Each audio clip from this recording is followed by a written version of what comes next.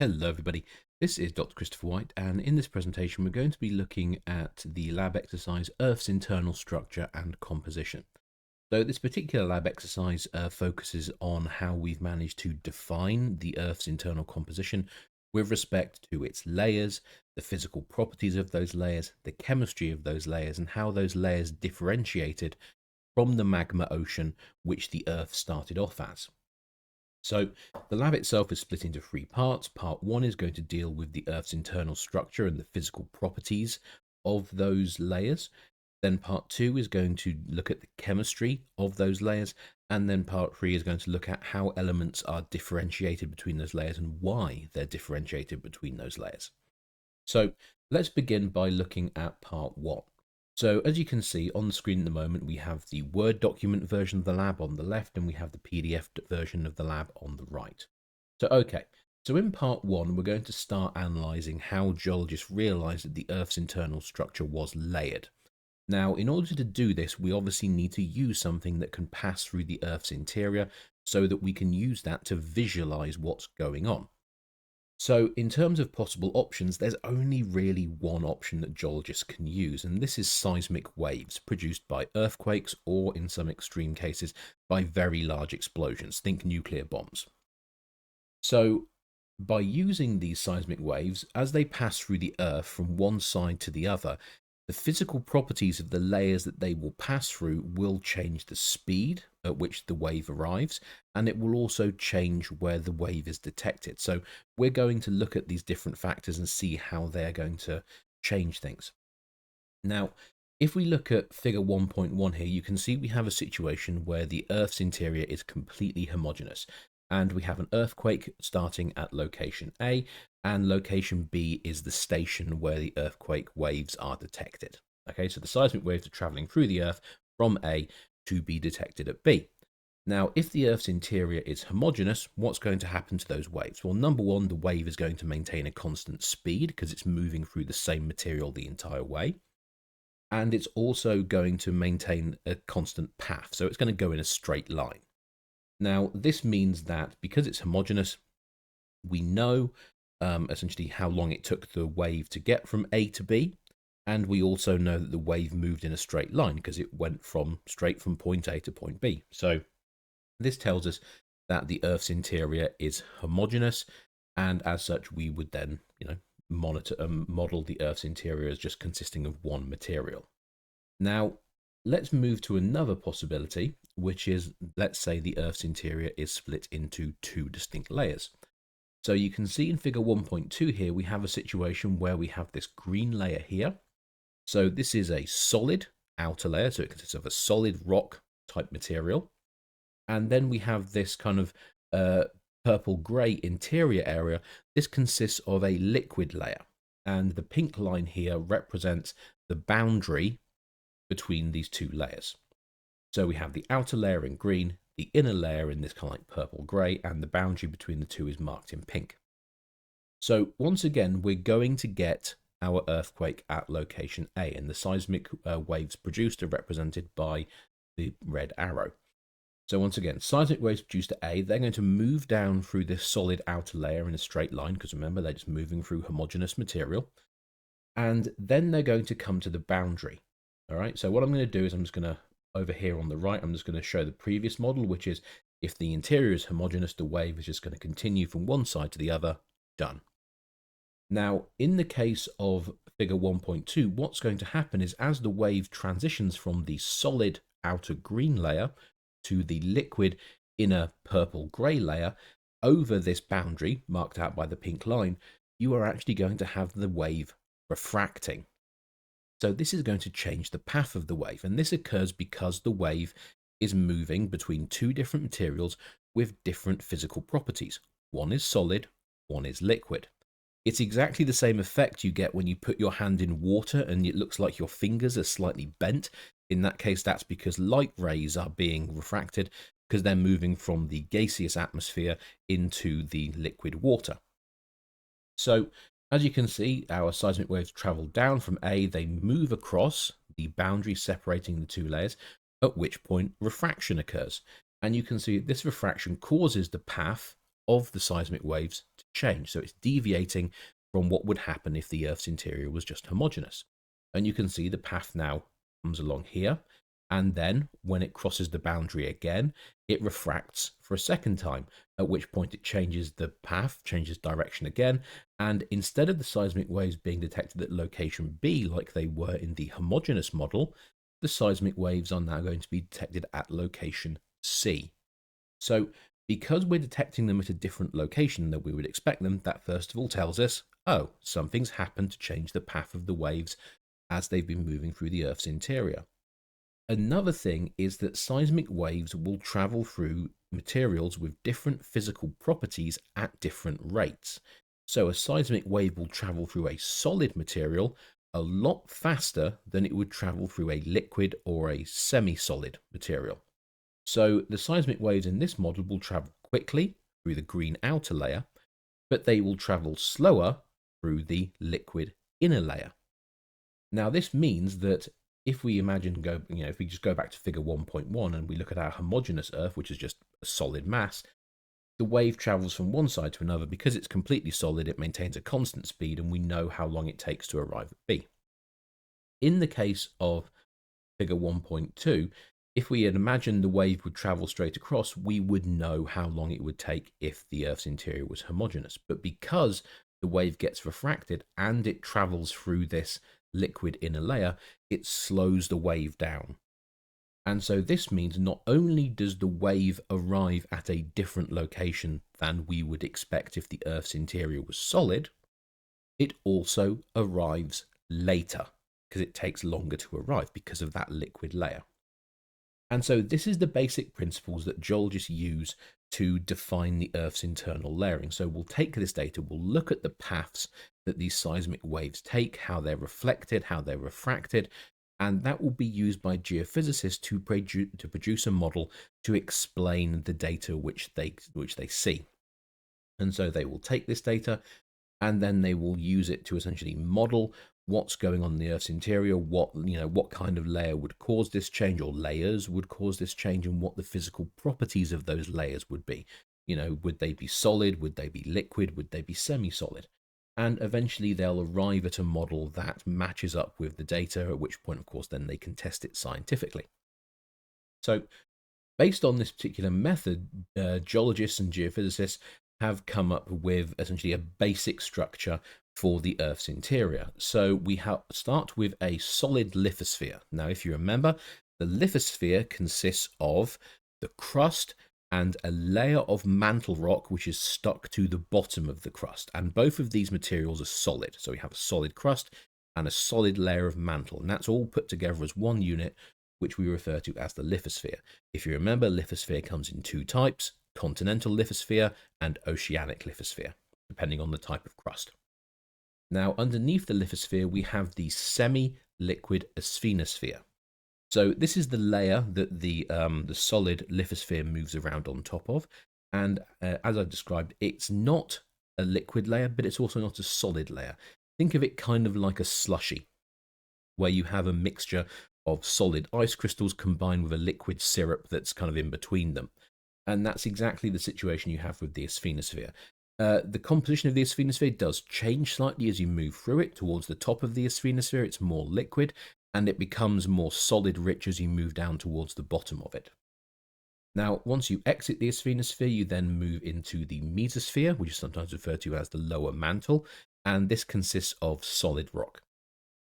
Then, as you move even deeper, you then transition from the mesosphere into the core, and the core is split into two regions. There's a liquid outer core, and there's a solid inner core. And so obviously we also know from having studied geology in earlier classes that these layers do have different chemistries as well. So obviously that is going to have some effect on how the waves move through them. But for this particular instance, we're just going to worry more about the physical properties of these layers. So this is the basic situation that geophysicists have come up with to explain how seismic waves transition through the Earth's interior. Now, once you have this model of the layers, you can then start to classify the types of waves as they move through the Earth. So, for instance, when an earthquake occurs at location A, it's going to move through the Earth's interior, and it's going to arrive at a monitoring station in the case of figure 1.2, which is location C. So what we're doing is we are essentially coming up with a way of classifying the path that the wave has taken as it's moved through the Earth's interior. So as it moves through each layer, it's assigned a certain code. If the wave is reflected, it's given a certain code to explain what's going on. Now, this is done in the form of a letter code, essentially, and each of the letters in a particular code represents the steps taken by a wave as it passes through the Earth's interior. Now, table 1.1 here shows a very abridged version of this code. So I've just selected some of the key points. So the letter P is used to define a compressional wave. S is a shear wave. So P would be essentially a P wave or a primary wave, and S would be a secondary wave. So then we have K, and K defines a P wave that's passing through the outer core. Then we have I, which defines a P wave passing through the inner core. We have PP, which is when we have a P wave reflected at the surface. That means bouncing off the bottom of the crust. We have C, which is when a wave is reflected at the core mantle boundary. And then we have I, which is where the wave is reflected at the inner core, outer core boundary. So you're thinking, oh, that doesn't really make much sense. What are you actually trying to get us to do here? Well, let's have a look at figure 1.3. So I'm going to be clear right now, figure 1.3 is a very unrepresentative diagram for what happens to a wave when it passes through the Earth's interior. But nevertheless, we're going to use it to define the steps that occur as a wave passes through the Earth's interior and how we use those steps to essentially classify the wave. So what I'm going to do is I'm actually just going to have the table over here in the PDF document, and I'm going to have the diagram over here in the Word document. I'm actually going to zoom in just to make things a little bit larger. So, okay. So first of all, you can see we have our earthquake at location A, and that's going to produce seismic waves which are going to travel through the Earth's interior. And you can see that the path taken by the seismic wave has actually been split up into 5 differently colored arrows to show each of the steps taken by the wave as it passes through the Earth. Now, the first thing you'll notice is that the crust isn't labeled on this diagram.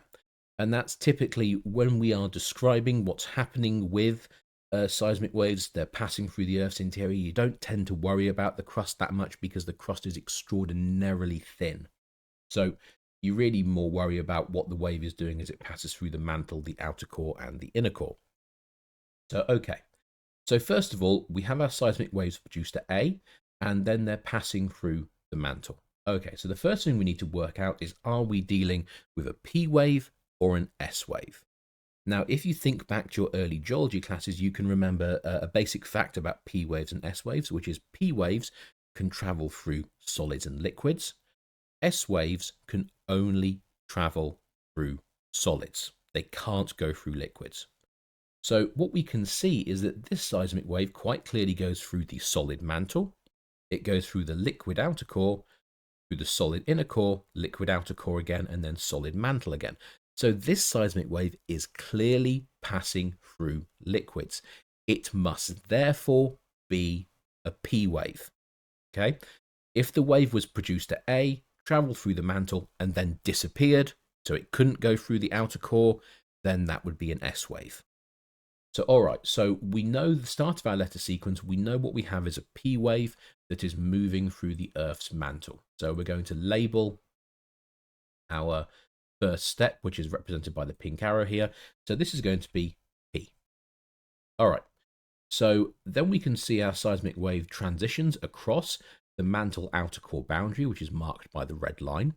And you'll notice it doesn't get reflected. It just travels straight across it. So you'll notice that if you look at the table over here in the PDF document, you can see PP, C, and I are all concerned with waves which are reflected. They're not worrying about waves which pass through boundaries or are refracted at boundaries. We're talking about waves which are reflected at boundaries. So these letter codes aren't going to come up for that particular transition as it moves from the mantle to the outer core because the wave hasn't been reflected. It's just traveled straight across the boundary and it's just continuing forward. So, okay. So now we have a P wave that's moving through the outer core. So now we have to find the letter code for that. So if we come over here at the table, we have K, which is P wave through outer core. So that means, I'm just going to make my life easy, I'm just going to copy and paste this. That means that this second stage, the purple arrow, is going to be K. Okay, so now our seismic wave is going to transition from the outer core into the inner core across the blue boundary here, which is the outer core inner core boundary. So now our seismic wave is moving through the solid inner core, which is this purple arrow. Well, we need to find the letter code for that. That's going to be I. All right, so let's do that. Let's drop in that. So I'm going to drop the text box there. Okay, it would help if I realized I kept the caps lock on. Okay, so that's I. Now the seismic wave is going to come back across the inner core outer core boundary. It's going to re-enter the outer core. Well, once again, that's going to be K again, isn't it? So we are going to label that K, because these are considered individual steps. So the purple arrow and the green arrow are considered to be separate events. And then finally, our seismic wave is going to transition from the outer core back into the mantle, in which case it's going to be classified as P again. Oh, it would help if I moved it. Okay, great. So the letter codes we're using are essentially a shorthand way of describing the journey taken by our seismic wave. So when we define this particular wave as it travels from A to A prime, we're going to classify it as a P, K, I, K, P wave. So that's how we're going to define our wave. So when we describe it, as a geophysicist or as a geologist, when we say, right, this is the type of wave we've got a PKIKP wave. And that essentially just tells a geologist or a geophysicist, this is a seismic wave. It passed through the mantle, it passed through the outer core, the inner core, went back out through the outer core and back out through the mantle, and then it was detected. So in that 5-letter code, essentially, it's described the entire journey taken by that seismic wave. So let's look at question 1 now. So question 1 is concerned with figure 1.4. And if we come down, we can see there is figure 1.4. So we have a simplified diagram of the Earth's interior. Notice that the size of these layers is not accurate. The mantle is way thicker than the outer core or the inner core, but it's the way it is. And you can see that each of the paths taken are color coded. So you have 1 in red, 2 in blue, you have 4 in orange, you have 5 in green, you have 3 in purple, you have 6 in yellow, and you have 7 in pink. Okay, and in the case of 1 to 6, you can see the epicenter, the source of the earthquake is this grey circle here. And in the case of earthquake 7, you can see that's a separate event where we have an earthquake over here. So your task is going to be to look at the paths taken by each of these waves and to simply classify them using a letter code, like we did with example 1.3. So sorry, I'm just going to come down here. There we go. So let's look at an example. Let's look at 4. Okay. So when we look at path 4, we can see that it starts off at our earthquake location. We can see that it passes through the solid mantle and then it enters the liquid outer core. And so at this point, you are now going to be able to define whether it's a P wave or an S wave. So our wave is going to travel through the liquid outer core. That's another letter. Then going to travel through the solid inner core, another letter. Then you can quite clearly see it gets reflected. So that's going to be another letter because that's a new event. The wave then passes back through the inner core, So once again, another letter. Then it passes through the outer core, another letter. Then it passes through the mantle again, another letter. So you can see that this particular letter sequence will consist of 1, 2, 3, 4, 5, 6, 7 letters, because there were 7 events that occurred as the wave passed through the Earth's interior. And so you are going to write your answers for each wave in table 1.2.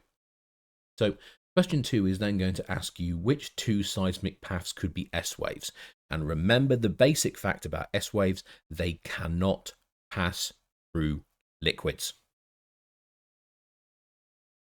So then the final part of part 1 is looking at the path that would be taken by a wave as it passes through the Earth's interior due to refraction. So if we look at diagram 1.5 here, we can see that we have a source of an earthquake, which is this black circle. We can see that the seismic waves move through this upper layer. In this case, in figure A, it's solid, and in figure B, it's liquid. Now, as we've discussed, as a wave passes across a boundary between two layers that have different physical properties, that wave will refract. So the seismic wave is coming to the solid-liquid boundary, and it transitions from the faster solid to the slower liquid, and that causes the wave to steepen in angle. Okay, so if the wave had continued straight ahead, it would have continued on the path marked by the white arrow, but it doesn't. Because of refraction, it bends the path taken by the wave, and it becomes steeper. When you transition from a slow liquid into a fast solid, the reverse will happen. The wave comes across the boundary, and you will see the angle becomes shallower compared to the path that it would have originally taken if it just continued in a straight line. So if you come down to figure 1.6, you can see here we have our Earth with its interior layers marked out. And all you're going to do is you are going to predict a path taken by the wave as it crosses between each layer. So you're going to think about how the wave will be refracting as it crosses the mantle outer core boundary, the inner core outer core boundary, the inner core outer core boundary, and the mantle outer core boundary. Okay, so that means that as your wave passes through the Earth's interior, its path is going to change. It's going to be moving around depending on how the wave will be refracted as it passes from a solid to a liquid or a liquid to a solid. All right, so once again, as you're doing this particular assignment, as you're doing this particular question, think about the physical properties of each layer. Mantle solid, outer core liquid, inner core solid. All right. And so you're just going to draw the path, and you're going to essentially end up with a diagram that looks something like figure 1.2, just a little bit more complicated. All right. So remember, as your wave moves across the boundary, if it goes from solid to liquid, it becomes steeper. And as it comes from liquid to solid, it becomes shallower. All right. So now let's think about part 2. So in part 2, we are looking at using the Earth's bulk chemistry to predict its interior composition. So if we look at the Earth, the model for the Earth, we know we have the crust, we have the mantle, we have the outer core, and we have the inner core. And you will have been in geology classes, and someone will have said, yes, the mantle consists mostly of magnesium, iron, silicate minerals, or the outer core and inner core are dominated by iron nickel alloy with some silicon mixed in there. And you have naturally just gone, yeah, that's fine, that makes sense. But the question becomes, how do we actually know that? I mean, it's a perfectly reasonable question to ask. So let's think about how we obtain the material that allows us to actually model the compositions of each of these layers. Now, in the case of the continental crust, it's actually quite a straightforward process. The continental crust is easily accessible to geologists. We can go out and we can take samples of it. We can, walk up to an outcrop, knock a piece of rock off with a hammer and go and analyze it. Or if the rock isn't easily accessible, we can get a drill rig and we can drill down into the earth. And once again, we can take a sample of the rock and we can analyze it. Now, the problem with the crust is that the crust is thick. It could be anywhere up to 70 kilometers in thickness in terms of the continental crust, typically averaging about 40 kilometers, give or take a little bit. So you're probably thinking, well, okay, we can clearly sample the stuff that's at the top, but how do we sample the stuff that's, close to the bottom of the crust? We can't get to that easily. And the answer is mountain ranges, so tectonic processes. So the process of convergent tectonism will often result in rocks being moved from the deeper crust up into shallower levels where they become accessible to geologists. Erosion will also do the same thing. If erosion takes place, it will strip off the top layers, and isostasy will cause the lower layers to move up and once again become accessible to geologists. So getting hold of samples which represent the continental crust is relatively straightforward. Now, in terms of the oceanic crust, it's actually a relatively similar situation. Of course, the main problem being is that there's a big thick layer of water on top of it. So how can we actually get samples of the oceanic crust? Well, we can obviously send robotic vehicles down to pick up samples off the seafloor. We can send drill rigs out that can drill down into the oceanic crust. But there's also an additional option, which are called ophiolites. So if we just come down here to figure 1.7. So an ophiolite is when oceanic crust gets pushed onto continental crust.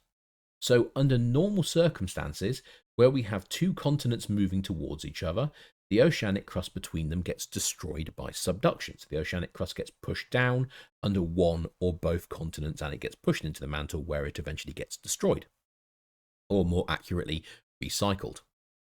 Now, in the case of an ophiolite, that occurs when you have oceanic crust that gets pushed onto continental crust in some way, thereby keeping it safe. Now, to be clear, there are quite a few ways that you can actually end up forming an ophiolite. So one of the classic examples is the Troodos ophiolite in Cyprus. That's actually been produced by the oceanic crust becoming folded into a really, really large fold. And that's allowed the oceanic crust or the ophiolite to become visible at the surface on dry land. Now, in this particular model where we're looking at how ophiolites are forming, we've gone for two of the more common examples of how ophiolites form. We have ophiolite A and ophiolite B. In terms of ophiolite A, we have a situation where the oceanic crust is simply pushed on top of continent A. And in terms of ophiolite B, we have a situation where we have pieces of oceanic crust that become incorporated in the accretionary prism at the subduction zone. And so in both cases, when the two continents eventually hit each other, that's going to cause both ophiolite A and ophiolite B to be pushed to the surface where they will be accessible to geologists. So this is the way that we can analyze oceanic crust. Now, there is a key point here. Ophiolites are not particularly stable at the Earth's surface. The rocks that ophiolites are made from in general don't do particularly well when exposed to the atmosphere. So if you want to analyze something for its chemistry, when it comes to the oceanic crust, it's best to grab rock samples that come either straight from the seafloor or have been drilled from the seafloor, because they're fresh samples that you can then analyze. In the case of ophiolites, because they've been exposed to the atmosphere, they've been weathered, that will obviously affect the chemistry.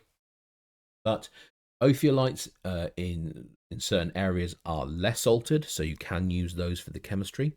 But ophiolites are most useful because they give you kind of that big picture view of what's happening in the oceanic crust.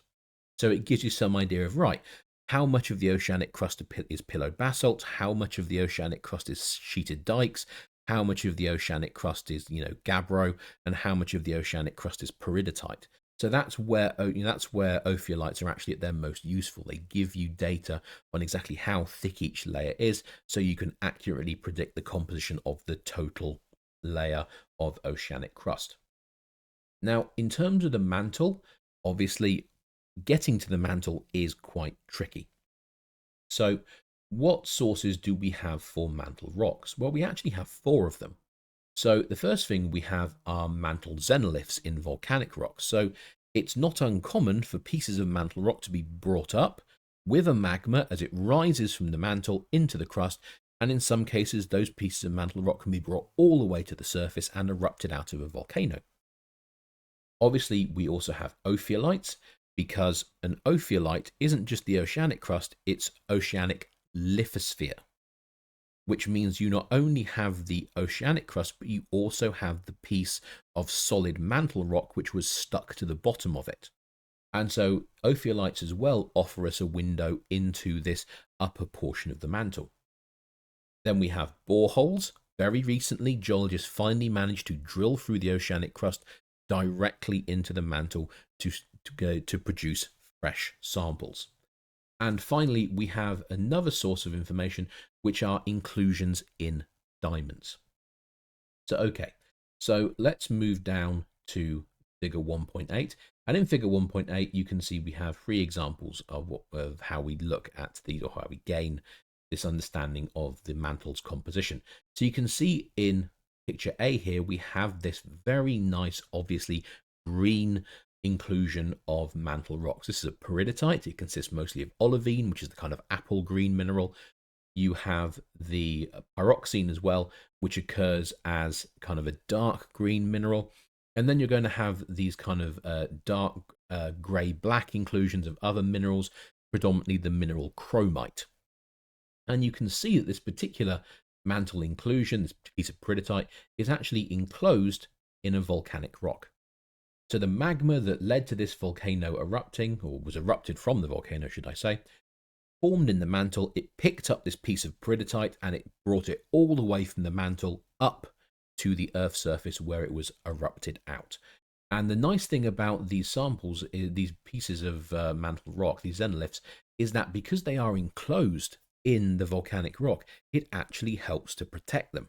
So a geologist can come along later, they can crack open the piece of volcanic rock, and they can actually find a nice piece of mantle peridotite which is in pretty good condition, which you can then take and analyze. Now, in the case of ophiolites, we can see an example here in figure B, or 1.8b, should I say.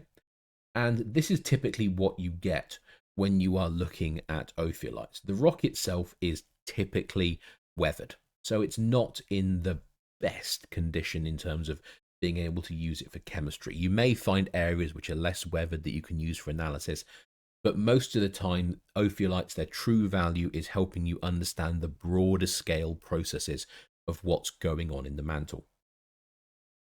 Then obviously we have drilling. In the case of drilling, it's exactly as it sounds. They take a drill rig out on a ship, they drill through the thinnest part of the oceanic crust they can find, and so they eventually drill all the way through the oceanic crust and they make it into the upper mantle. Now, so far, this has only happened once. They haven't really published any results from what they collected yet, but those samples do exist and they are being analysed. The final way in which we can get an idea of what's going on in the mantle and what minerals are there and therefore what chemistry the mantle could have is through inclusions in diamonds. So you can see here we have an absolutely lovely diamond with a very clear garnet inclusion within it. And so although this particular sample isn't telling us too much about the overall composition of the mantle, it is telling us a couple of pieces of information. It's telling us, well, there's garnet there, and we can also gain other information from this diamond that gives us some idea about the depth at which it formed. So we can say, right, we know there's garnet and we know approximately what depth that garnet formed in. And so by using this information, we can get an idea of what the composition of the mantle is. Now, the one caveat is this. These samples, these peridotite samples that we find in volcanic rocks, the material that we find in ophiolites, the material that we have from drilling into the mantle, and even the majority of the crystals in diamond that we have are all from the upper mantle only. So the question you have to ask yourself as a scientist is, are these samples truly representative? And that's a really good question. We believe yes, but we can't be 100% sure. So we can't be totally certain that the composition of the upper mantle is going to be exactly the same as the composition of the lower mantle. So we do need to take some care, but on the whole, we believe that the composition that we have is relatively representative of the entire thickness of the Earth's mantle. Now, then we have to deal with the core. So how do we know about the Earth's core? Well, we can't sample it.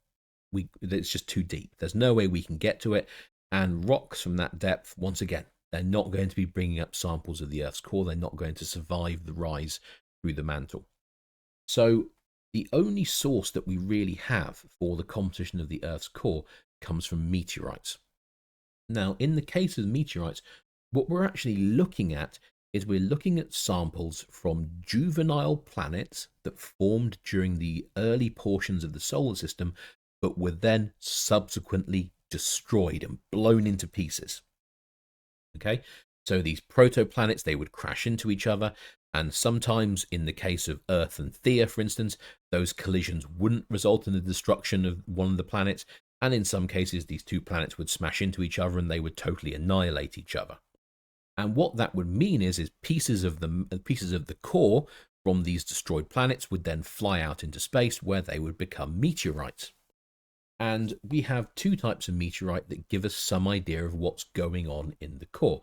We have this type of meteorite over here, which is called a palisite, so figure 1.9a.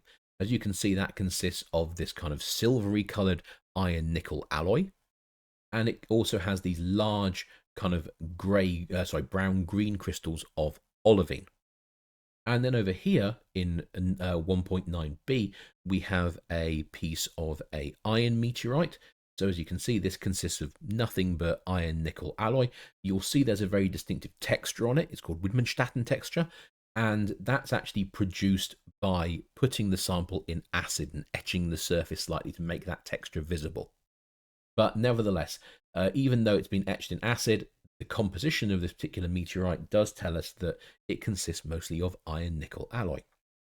So even though we can't sample the Earth's interior or the Earth's core directly, we know from these samples that, this is probably what the Earth's core is made from. So, okay, so now we've looked at how we collect the information. We're going to stop the video here. This would be a good time for you to get up, have a walk around, maybe get a glass of water, and then please come back for part 2.